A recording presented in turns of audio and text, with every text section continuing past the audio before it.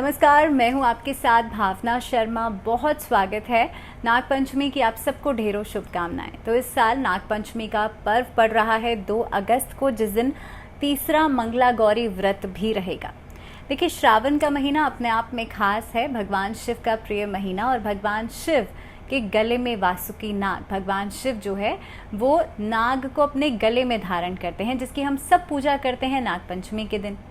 अब नाग पंचमी का दिन इस साल में इतना खास क्यों है, क्या खास संयोग पड़ रहा है, कैसे पूजा करनी है, क्या टाइमिंग रहेगा, और साथ ही में हम बात करेंगे कि क्यों पूजा करनी चाहिए, और सबसे इम्पोर्टेंट बात कि मिथ्स क्या जुड़े हुए हैं इस दिन के साथ। तो सबसे पहली चीज़ तो सांप कभी भी दूध नहीं पीते हैं।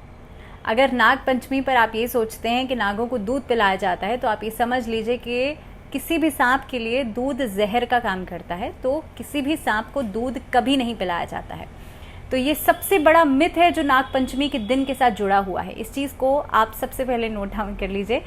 दूसरी बात यह है कि इस बार नाग पंचमी इतनी खास क्यों है।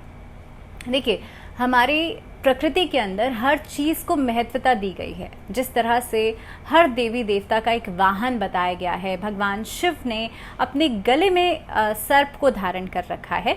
तो हर चीज़ का एक मतलब है, और ख़ास तौर पे प्रकृति ने हर चीज़ का एक बैलेंस बना रखा है, हर चीज़ को एक महत्वता दे रखी है। तो सबसे पहले बात करेंगे कि इस बार नागपंचमी का पर्व इतना खास क्यों है। इस बार नागपंचमी मंगलवार के दिन है, संजीवनी योग का निर्माण हो रहा है। साथ ही में इस बार पूर्वा फाल्गुनी नक्षत्र और हस्त नक्षत्र इस दिन को और भी ज़्यादा खास बना रहे हैं। पूजा के लिए शिव योग और सर्वार्थ सिद्धि योग का निर्माण भी हो रहा है। तो अपने आप में ये दिन शुभ है। इसके अलावा आप जानते हैं कि श्रावण का महीना भगवान शिव का प्रिय महीना है। जो तीसरा मंगला गौरी व्रत है वो भी इसी दिन पड़ रहा है। तो इस दिन भगवान शिव और माँ पार्वती की पूजा भी संयुक्त रूप से करना बेहद लाभकारी रहेगा। इस दिन आप रुद्र अभिषेक अगर कराते हैं, अगर आपकी कुंडली के अंदर किसी तरह का कोई ग्रहण योग बना हुआ है, या फिर अगर राहु और केतु जो हैं वो नीच के हैं अगर आपकी कुंडली में, तो कोशिश करें इस दिन रुद्र अभिषेक ज़रूर करवाएं। या फिर आप भगवान शिव की पूजा कर सकते हैं। इस दिन रुद्राष्टक का पाठ कर सकते हैं आप भगवान शिव के सामने बैठ करके, उनके समक्ष बैठ करके। कोशिश ये करें कि इस दिन आपको खास तौर पर राहु केतु के मंत्रों का भी जाप ज़रूर करना चाहिए। इस दिन अगर आपके दाम्पत्य जीवन में बहुत ज़्यादा दिक्कत है, तो आप माँ महागौरी की यानी कि माँ पार्वती की पूजा ज़रूर करें, उन्हें श्रृंगार का सामान ज़रूर अर्पित करें। देखिए, सबसे ज़रूरी बात यह है कि नाग पंचमी का जो दिन होता है, जैसे मैंने आपसे कहा कि इस दिन भगवान शिव की आराधना ज़रूर करनी चाहिए। वासुकी नाग की पूजा ज़रूर करनी चाहिए, क्योंकि वासुकी नाग ही भगवान शिव के गले में वो उन्हें धारण करते हैं। तो इसलिए वासुकी नाग की पूजा आप ज़रूर करें। कहते हैं अलग अलग शास्त्रों में, अलग अलग पुराणों में अलग अलग कथाएं मिलती हैं जो कि नाग पंचमी के दिन से जुड़ी हुई हैं। कहते हैं दत्तात्रेय जी के 24 गुरु थे, जिनमें से कि एक नाग देवता भी थे। इसीलिए नागों की पूजा का जो विधान है वो आज से नहीं बल्कि कई सालों से चला आ रहा है। और ख़ास तौर पर जब हम बात करते हैं कि हर एक चीज़ के महत्व की, तो आप जानते हैं कि प्रकृति में जितनी चीज़ें बताई गई हैं, हर एक चीज़ का अपना एक अलग इम्पोर्टेंस बताया गया है। इसके अलावा नागपंचमी के दिन आपको कोशिश करनी चाहिए, आप खासतौर पर रुद्राष्टक का पाठ ज़रूर करें, आप शिव चालीसा का पाठ ज़रूर करें, आप महामृत्युंजय मंत्र का पाठ भी ज़रूर करें। साथ ही में इस दिन भगवान शिव के पंचाक्षरी या षडाक्षरी मंत्र का जाप करते हुए आप शिवलिंग पर पंचामृत से अभिषेक कर सकते हैं।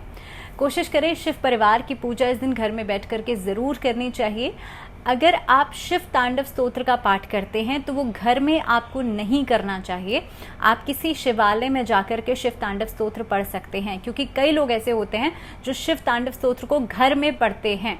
आपको ये ध्यान होना चाहिए कि शिव तांडव स्तोत्र जो है वो भगवान शिव जो है वो तांडव के रूप में इस समय पर होते हैं, यानी कि क्रोध की अवस्था में होते हैं। तो इस समय पर जो उनका उग्र स्वरूप है उसकी आराधना या उसका जाप, उसका उच्चारण अगर आप घर में बैठ करके कर रहे हैं तो आपके घर में भी कलह कलेश बढ़ सकते हैं, घर में भी लोग एक दूसरे के लिए उग्र हो सकते हैं। तो किसी शिवालय में शिवलिंग के सामने बैठ करके आप शिव तांडव स्तोत्र का पाठ बिल्कुल कर सकते हैं। इस दिन ग्रह शांति के लिए कोशिश करें, राहु केतु का जाप भी ज़रूर करें, या फिर जैसे मैंने कहा कि रुद्रा अभिषेक भी आप लोग करा सकते हैं।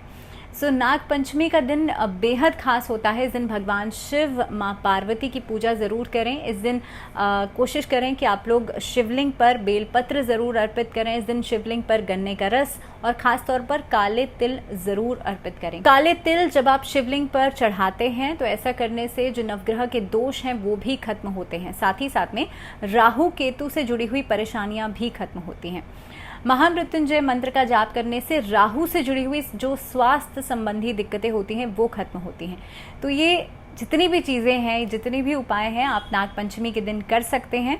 इस दिन डोनेशन ज़रूर करनी चाहिए, दान ज़रूर करना चाहिए। कोशिश करें कि ख़ास तौर पर आप ऐसे जो लोग हैं, जो नीडी हैं, जो ज़रूरतमंद हैं, उनको इस दिन डोनेशन, दान ज़रूर करें। इसी के साथ एक बार फिर से नाग पंचमी की आप सबको बहुत शुभकामनाएं। फिलहाल दीजिए इजाज़त। नमस्कार।